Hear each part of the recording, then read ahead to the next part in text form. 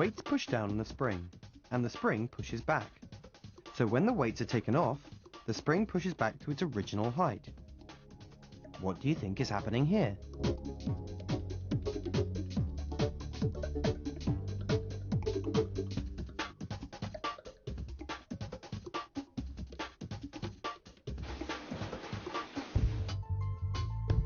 Magnets are special because they produce an invisible force.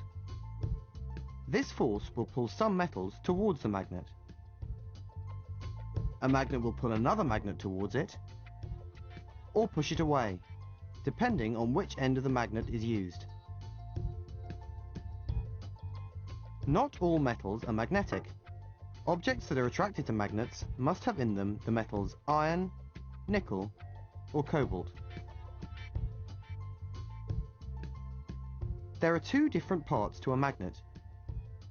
You can see this when you put two magnets together. The two parts that are the same will repel each other. The two parts that are different will attract each other.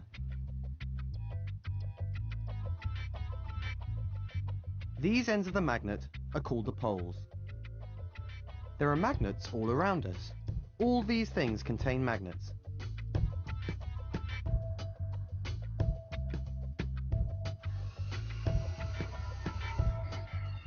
The Earth behaves as if it had a giant magnet inside it.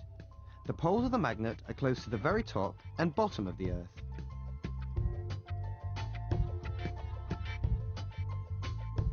A magnet that is free to turn will always point north-south, and that's how a compass works. The needle of a compass is a magnet, and it is attracted to the poles of the Earth.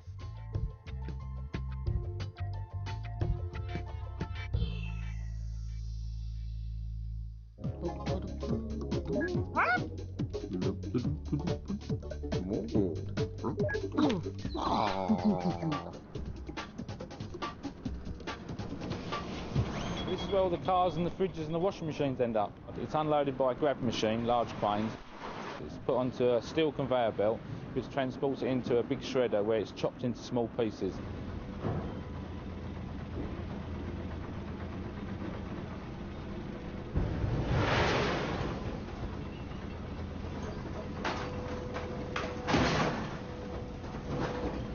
A whole car is made up of many different materials, and once the car has been chopped up into small pieces, they need to start to separate the different materials. A huge rotating magnet is used to separate the magnetic materials from the non-magnetic materials.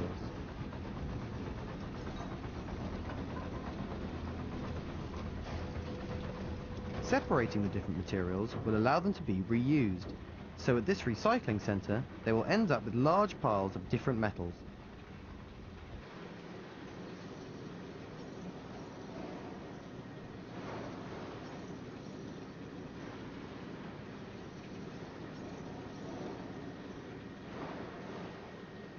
And at this point, you might need to use a different sort of magnet to move the bits around. That's a plate magnet. That's for picking up smaller metallic material. It attracts it up onto the magnet, allowing you to pick it up off the floor and then drop it using electricity.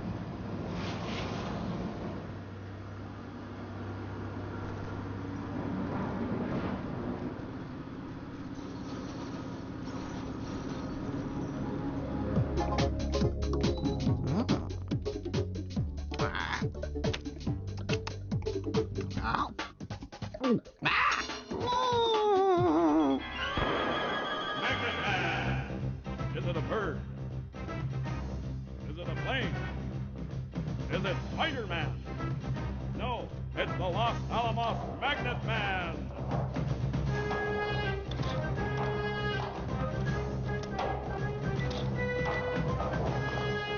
In real life, Magnet Man is in fact mild-mannered scientist Ross Mayer, who'll now reveal the source of his superpowers, super-strong magnetic grippers. Let me just pop one of these off. What makes the gripper successful is the high strength of the magnet package. This small package has approximately 850 pound force to any steel surface. It would need a Superman to pull the grippers off downwards. So Ross Mayer developed a special can, so that with a sharp tap upwards, even Clark Kent's mum could prize them off.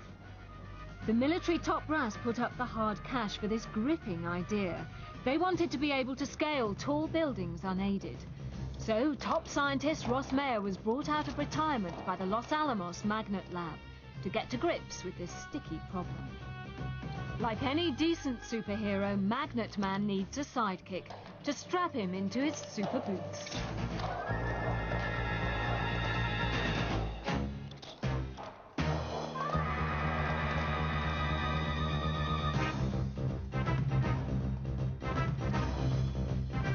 But now Ross Mayer sees the magnetic grippers working not just for the forces of war, but for the forces of good. You can use these to inspect bridges, painting of bridges, climbing towers such as this for whatever reason you want. If you were climbing something like an offshore oil well, and you're over water, you could go several hundred feet. But what fiendish mission did the US military have in mind for the grippers? Well, they told him not to divulge their exact application. They do not want me to divulge their exact application. I just said that. So this top scientist might be on top of the world with his top invention, but the reason it exists remains top secret.